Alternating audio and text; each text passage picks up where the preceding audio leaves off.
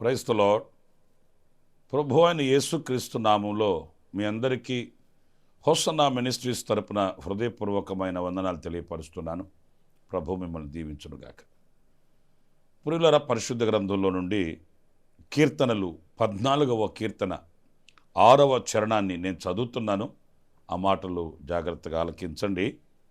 బాధపడు వారి ఆలోచనను మీరు తృణీకరించుదురు, అయినను యెహోవా వారికి ఆశ్రయమై ఉన్నాడు. ఇప్పుడు చూడండి, ఈ వాక్య భాగంలో మన ప్రభువు బాధపడు వారిని తృణీకరించేవాడు కాదట.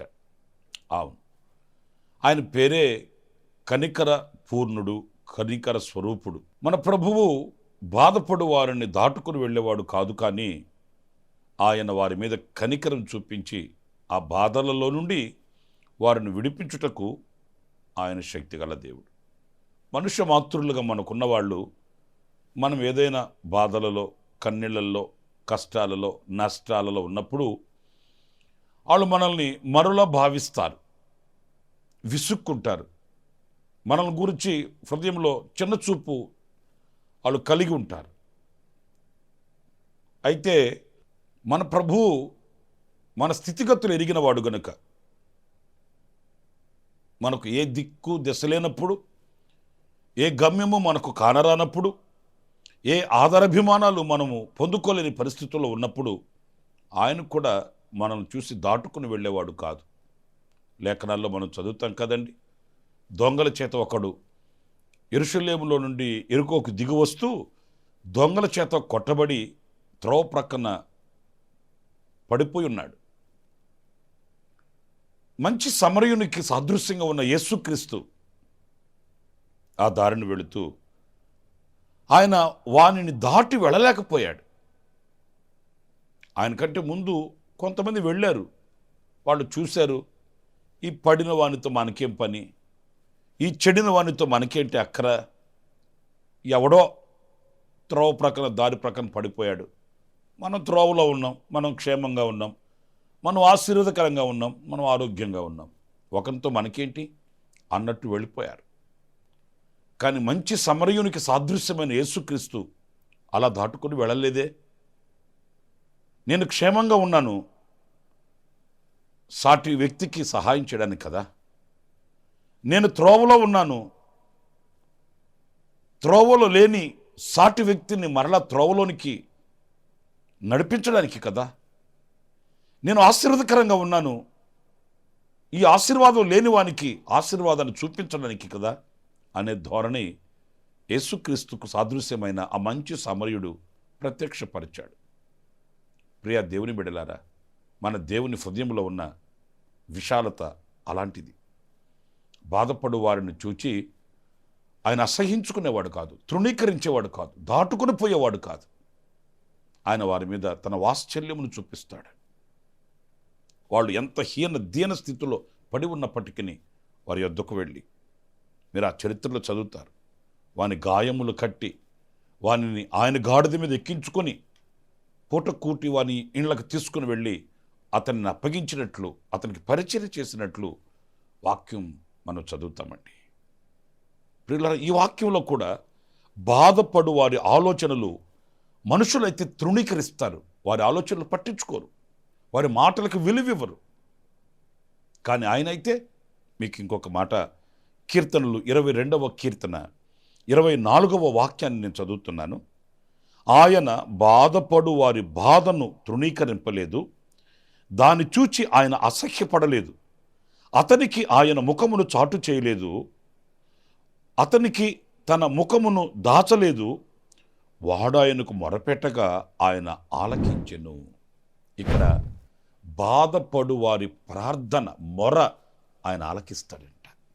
దాటి వెళ్ళకపోవడం మాత్రమే కాదు, వారు ప్రార్థిస్తున్నప్పుడు, వాళ్ళు మొరపెడుతున్నప్పుడు, ఏది ఆ బాధపడు వారు విన్నపించుకుంటున్నప్పుడు ఆ విన్నపాలు ఆయన వింటాడట. ప్రియులారా, ఈ బాధపడు వారు మనుషులకు చెప్పుకుంటే ప్రయోజనం ఉండదు. అధికారుల దగ్గరికి వెళితే ప్రతిఫలం దొరకదు. ఎవరైనా బాధలలో ఉన్నప్పుడు, కన్నీళ్లలో ఉన్నప్పుడు, కష్టాలలో ఉన్నప్పుడు, దిక్కు తోచని అగమ్య గోచరంలో నలిగిపోతున్నప్పుడు నేను దేవుని వాక్యాన్ని బట్టి చెప్పగలిగింది ఒకటే, అదేంటంటే ఆయనకు మొరపెట్టుకుంటే, ఆయనకు చెప్పుకుంటే, ఆయనకు వివరించుకుంటే, ఆయనకు విన్నపించుకుంటే ఆయన వింటాడు. తప్పనిసరిగా ఆయన ఆలకిస్తాడు. కానీ మనం మనుషుల మీదకి మన మనస్సు వెళుతుంది. మనుషుల యొద్ద ఏదో ప్రతిఫల అపేక్షను కోరుతాం. ఎవరో ఏదో చేయాలి, రావాలి, ఇవ్వాలి అనుకుంటామే. కానీ సర్వశక్తి కలిగిన దేవుడు నాకున్నాడు. ఆయన నన్ను తృణీకరించేవాడు కాదు, నన్ను చూసి అసహ్యపడేవాడు కాదు. బాధపడు వారి యొక్క ప్రార్థన ఆయన ఆలకించువాడు అని మనం ఆయన యొద్దకు వెళ్ళలేకపోతున్నాము. లేఖనాల్లో మనం చదువుతామండి. నేను ఉదాహరణకు చెప్తున్నాను. శాంసన్ బాధలో ఉన్నప్పుడు మొరపెడితే దేవుడు తృణీకరించలేదండి. ఘోరమైనటువంటి స్థితికి దిగజారిపోయాడు శాంసన్. తన పరిస్థితి చాలా ఘోరమైపోయింది. మనుషులు ఎవ్వరూ అతన్ని విలువివ్వరు. ఎందుకంటే ఒక ఉన్నత స్థానం నుంచి దిగజారిపోయి శత్రువుల చేతులు దొరికిపోయినవాడు. కానీ దేవుడు అతని మొర ఆలకించక మానలేదు కదా. ఒక్కసారి జ్ఞాపకం చేసుకుని ఆయన అన్నప్పుడు దేవుడు అతని ప్రార్థన ఆలకించాడు. అతని కన్నీటి ప్రార్థన ఆయన అంగీకరించాడు. అతను కోరినట్లుగే దేవుడు అతనికి శక్తినిచ్చాడు. మనస్సే చెరసాలలో ఉన్నప్పుడు తన పూర్వపు స్థితిని జ్ఞాపకం చేసుకుని పశ్చాత్తాపడి ప్రభు సన్నిధిలో ప్రార్థించాడు. దేవుడు కనికరించాడండి. నీవు నాకు దూరమైపోయావు, అహంకారి అయ్యావు కనుక నీ ప్రార్థన నేను ఆలకించను అని ఆయన దాటుకుపోలేదు. బాధలో ఉన్నప్పుడు మనస్సే చెరసాలలో నుంచి, సంఖ్యల మధ్య నుంచి మొరపెట్టి ప్రార్థించినప్పుడు మరలా అతని దేశానికి అతన్ని తీసుకుని వెళ్ళినట్లు దేవుని వాక్యం చెప్తుంది. ఇలా మనం చదువుకుంటూ వెళితే ఎన్నో ఘన చరిత్రలు వాళ్ళ కన్నీళ్లలో ప్రభు సన్నిధిలో మొరపెట్టినప్పుడు, ఇశ్రాయేలీలు ఐగుప్తులో బానిసపు బ్రతుకుతూ ఆ బానిసపు బ్రతుకు భరించలేక కన్నీళ్లు పెట్టినప్పుడు ఆయన ఆలకించాడు. ఒక గొప్ప ప్రణాళిక సిద్ధం చేసి మోషేని ఏర్పరిచి ఐగుప్తుకు పంపి వారిని విడిపించిన ఘన చరిత్ర లేఖనాల్లో మనం చదువుతామండి. ప్రియమైన సహోదరులారా, మన బాధలలో మన మొర ఆలకించే దేవుడు, మనం ఆరాధించి మన ప్రభు. ఇంకొక వాక్యాన్ని కూడా 146వ కీర్తన 7వ చరణాన్ని నేను చదువుతున్నానండి. బాధపడు వారికి ఆయన న్యాయము తీర్చును. ఎంత ఘనమైన మాట చూడండి. వాళ్ళ మొర వినడం మాత్రమే కాదట, వాళ్ళ ప్రార్థన ఆలకించడం మాత్రమే కాదట, వాళ్ళకు న్యాయం చేస్తాడట, న్యాయం తీరుస్తాడట. న్యాయాన్ని కోల్పోయి కీడును అనుభవిస్తూ వ్యధ చెందుతూ బాధపడుతున్న వారికి ఎవరు న్యాయం చేస్తారండి?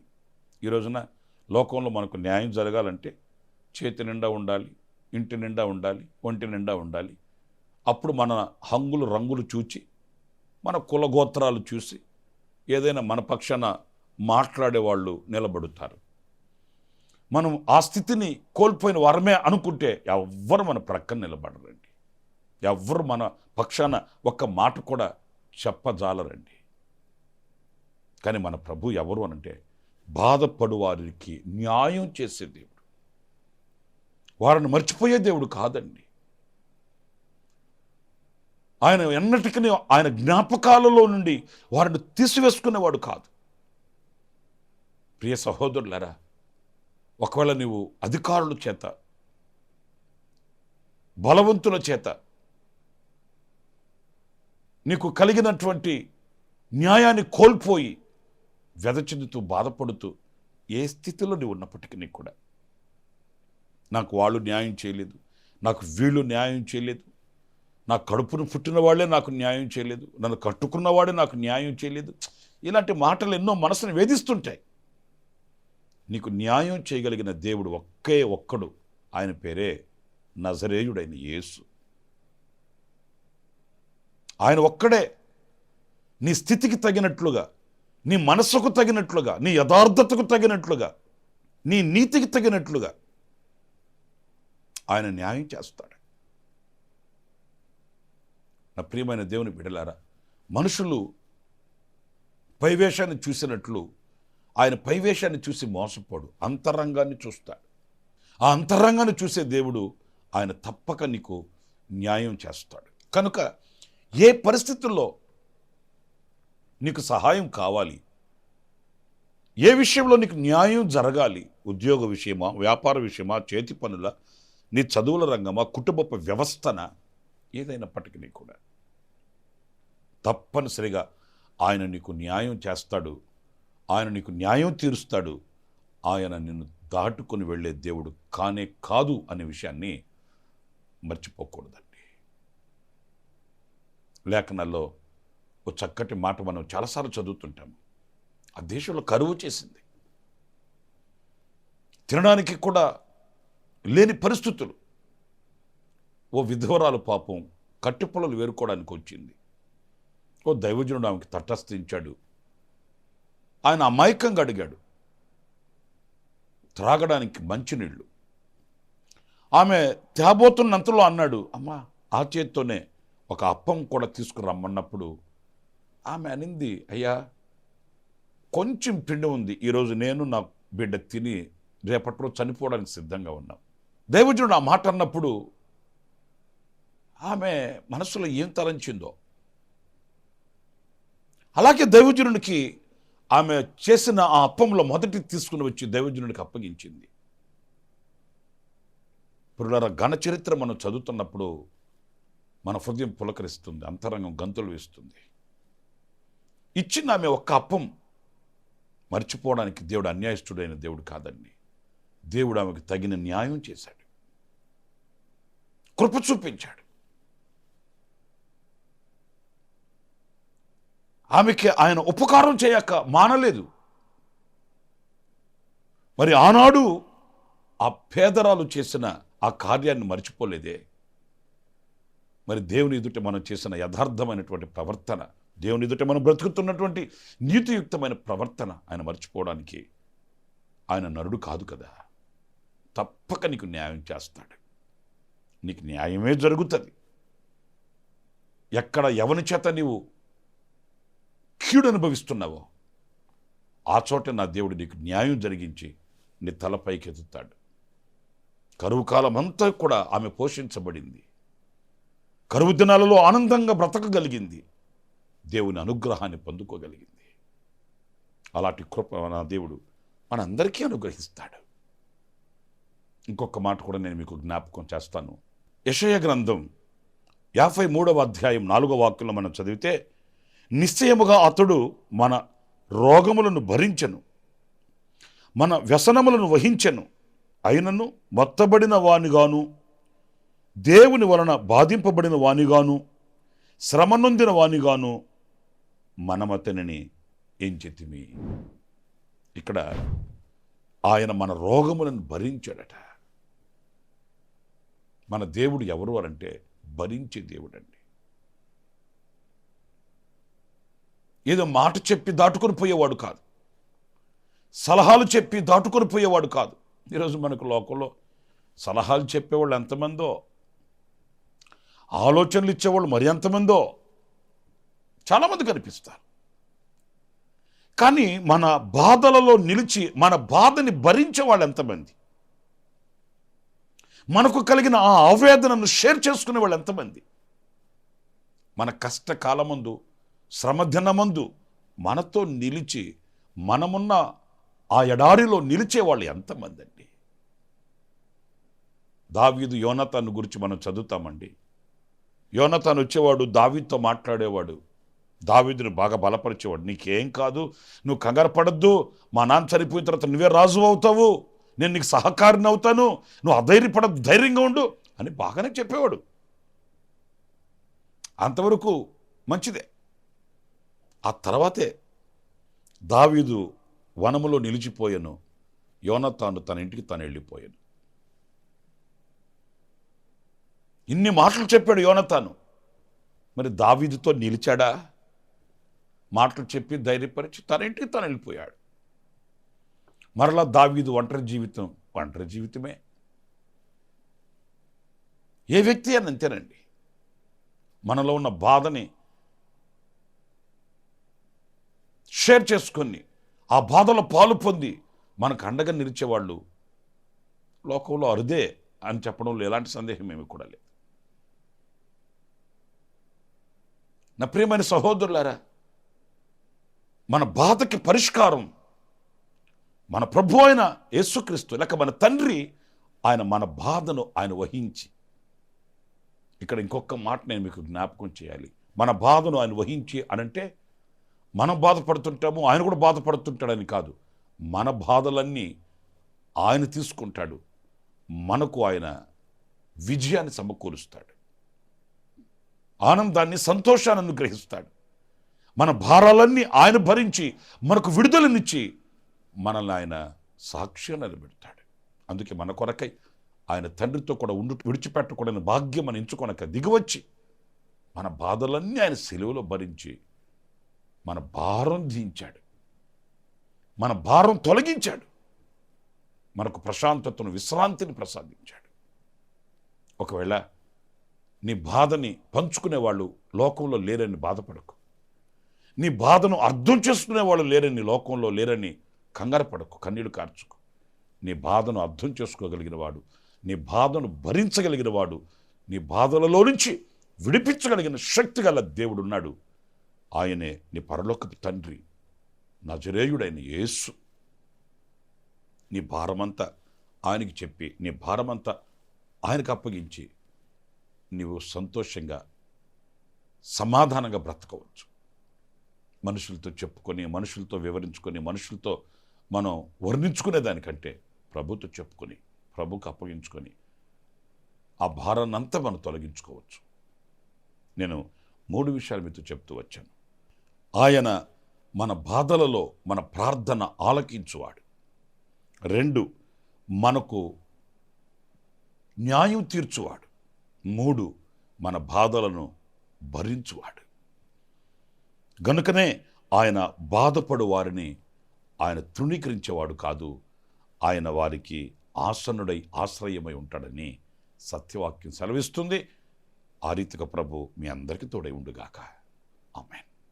తలలు వంచండి, చిన్న ప్రార్థన చేసుకుందాం.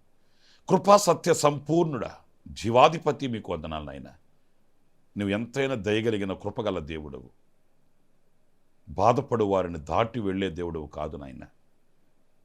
ఆ బాధపడు వారి యొక్క మొరను ఆలకించే దేవుడవు, వారికి న్యాయం తీర్చే దేవుడవు, వారి బాధలన్నీ భరించి వహించే దేవుడవు. అందుకే ఈ రోజున మేము ఇదిగో ఈ రీతిగా సాక్షిగా మేము నిలిచి ఉన్నామంటే అది కేవలం నీ కృప, నీ దయ, నీ వాత్సల్యం. ఈ మాటలు వింటూ ఎవరైతే ఆ స్థితిలో ఉన్నారో వారందరినీ ఆదరించి, ఉద్ధరించి, కనికరించి, కటాక్షించి, విడిపించి నీ బిడ్డలకు మేలు చేసి మహిమ తెచ్చుకోనమని మీ బిడ్డలను మీ చేతులు సమర్పిస్తూ, ఈ దినమంతా విశేషమైన కృప మీ బిడ్డలకు మీరు సమృద్ధిగా అనుగ్రహించి నడిపించమని యేసు నామములో ప్రార్థించి వేడుకొనుచున్నాను తండ్రి. Amen, amen. ప్రభు మిమ్మల్ని ఆశీర్వదించి దీవించునుగాక.